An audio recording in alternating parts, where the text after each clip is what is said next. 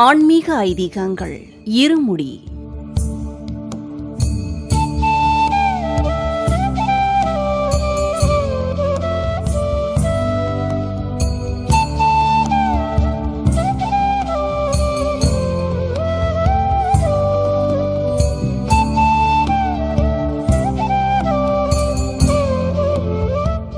ஓம் இருமுடி பிரியனே சரணமையப்பா. ஓம் எருமேலி சாஸ்தாவே சரணமையப்பா.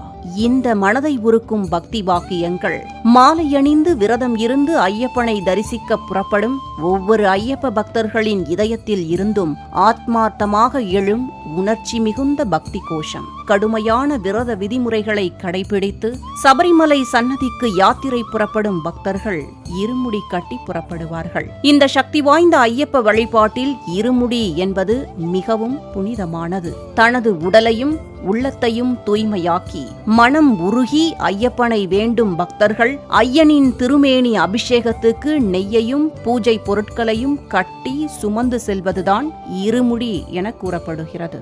தாயின் நோய் தீர புலிப்பால் தேடி வனத்திற்கு புறப்பட்ட சிறுவனான மணிகண்டனுக்கு தந்தையான பந்தள மன்னன் வருத்தத்துடன் மகனை வழி அனுப்பினாராம்.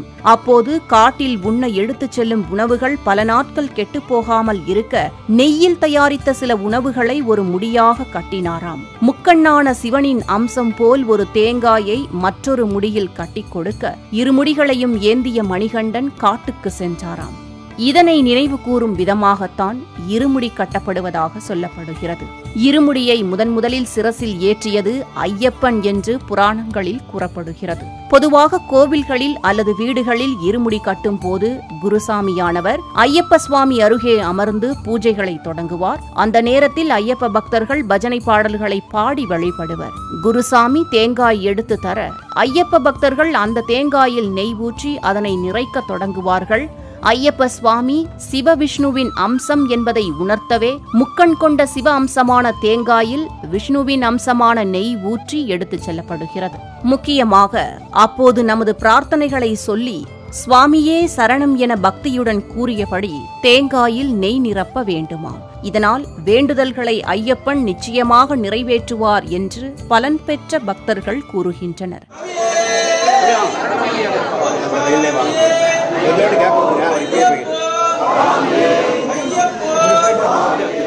நெய் நிறைந்ததும் அதை மூடி சந்தனம் குங்குமம் இட்டு ஒரு சிறிய பையில் வைக்கிறார்கள். அதில் சுவாமிக்கு காணிக்கையையும் அன்னதானத்துக்கு சிறிதளவு அரிசியும் பூஜை பொருட்களும் வைக்கப்பட்டிருக்குமாம். முன்முடியில் நெய் தேங்காய் மற்றும் பூஜை பொருட்கள் வைத்தும் பின்முடிக்குள் 2 தேங்காய்கள் மற்றும் பக்தர்களுக்கு தேவையான பொருட்களும் வைத்து கட்டப்பட்டிருக்குமாம். அனைத்து பூஜைகளும் நிறைவுற்ற பிறகு தலையில் இருமுடியை சுமந்து கொண்டு வீட்டு வாசலில் தேங்காய் உடைத்துவிட்டு திரும்பி பார்க்காமல் மனதில் ஐயன் சிந்தனையோடு மட்டும் யாத்திரையை தொடங்குவார்கள். இப்படி வீட்டின் வாசலில் தேங்காய் உடைத்தவுடன் அந்த 18ஆம் படி கருப்பசாமி நமது இல்லத்திற்கு காவலுக்காக வந்து விடுவாராம். அந்த வீட்டின் ஆண் யாத்திரைக்கு சென்று ஐயப்ப தரிசனம் முடித்து வீடு திரும்பும் வரை அந்த வீட்டில் உள்ள நபர்களுக்கு எந்தவித பாதிப்பும் ஏற்படாத வண்ணம் கருப்பசாமி காவல் காத்து நிற்பாராம். ஐயப்ப தரிசனம் முடித்து வீடு திரும்பியவுடன் பக்தர்கள் மறு தேங்காயை வாசலில் உடைத்த பின்புதான் வீட்டின் உள்ளே வருவார்கள். இந்த மறு தேங்காய் உடைக்கப்பட்டவுடன் அங்கே காவலில் வீற்றிருக்கும் கருப்பர் கிளம்புவாராம். இதற்காகத்தான் ஐயப்ப பக்தர்கள் யாத்திரை தொடங்கும் முன்பும் பின்பும் தேங்காய் உடைக்கிறார்கள் என்று கூறப்படுகிறது. நேயர்களே, இருமுடி கட்டும் இடத்தில் அந்த சபரிமலை வாசனே எழுந்தருள்வதாக ஐதீகம். அவன் அருள் ஒளியானது அந்த இடத்தில் நிலை பெற்றிருக்கும் என்றும் கூறப்படுகிறது. மேலும் ஆண்டுதோறும் இருமுடி கட்டும் பக்தர்களின் இல்லங்களில் சகல ஐஸ்வர்யமும் நிறைந்திருப்பதோடு ஐயப்பனின் பரிபூரண அருளும் கிடைக்கும் என்பது பலன் பெற்ற பக்தர்களின் அசைக்க முடியாத நம்பிக்கை.